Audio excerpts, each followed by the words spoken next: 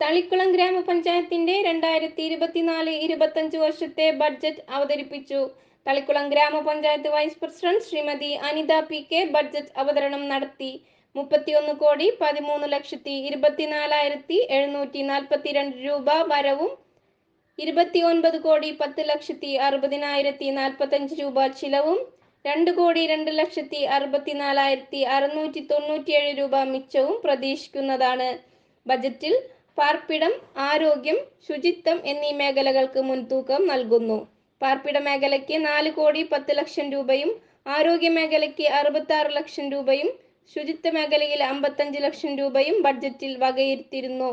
കൂടാതെ കാർഷിക മേഖലയിൽ 40 ലക്ഷം രൂപയും മൃഗസംരക്ഷണ മേഖലയിൽ 28 ലക്ഷം രൂപയും വയോജന പദ്ധതിക്ക് 33 ലക്ഷം രൂപയും ശാരീരിക മാനസിക വെല്ലുവിളി നേരിടുന്നവർക്കായി 37 ലക്ഷം രൂപയും വനിതാ ശിശുക്ഷേമ പ്രവർത്തനങ്ങൾക്കായി 44 ലക്ഷം രൂപയും ബജറ്റിൽ വകയിരുത്തുന്നു. ഗ്രാമപഞ്ചായത്ത് പ്രസിഡന്റ് PI സജിത യോഗത്തിൽ അധ്യക്ഷത വഹിച്ചു.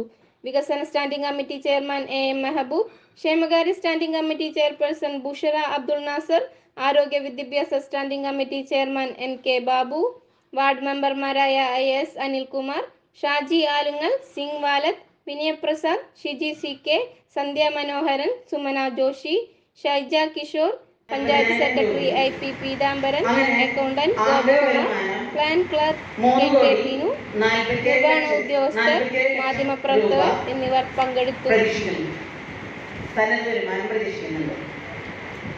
പദ്ധതി ചെലവുകൾക്കായിട്ട് പ്രതീക്ഷിക്കുന്ന മറ്റു വരവുകൾ പ്ലാൻ ഫണ്ട് 2,77,79,000 രൂപയും SCP ഫണ്ട് 1,17,81,000 രൂപയും പ്രതീക്ഷിക്കുന്നു.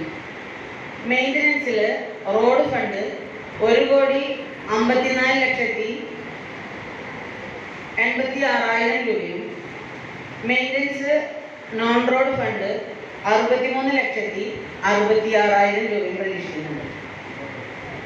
ധനകാര്യ കമ്മീഷൻ അടിസ്ഥാന വിഹിതം 46,80,000 രൂപയും ധനകാര്യ കമ്മീഷൻ ടൈഡ് ഗ്രാന്റ് 70,20,000 രൂപയും പ്രതീക്ഷിക്കുന്നു. MLA MP ഫണ്ട് 74 ലക്ഷം രൂപയാണ് പ്രതീക്ഷിക്കുന്നത്.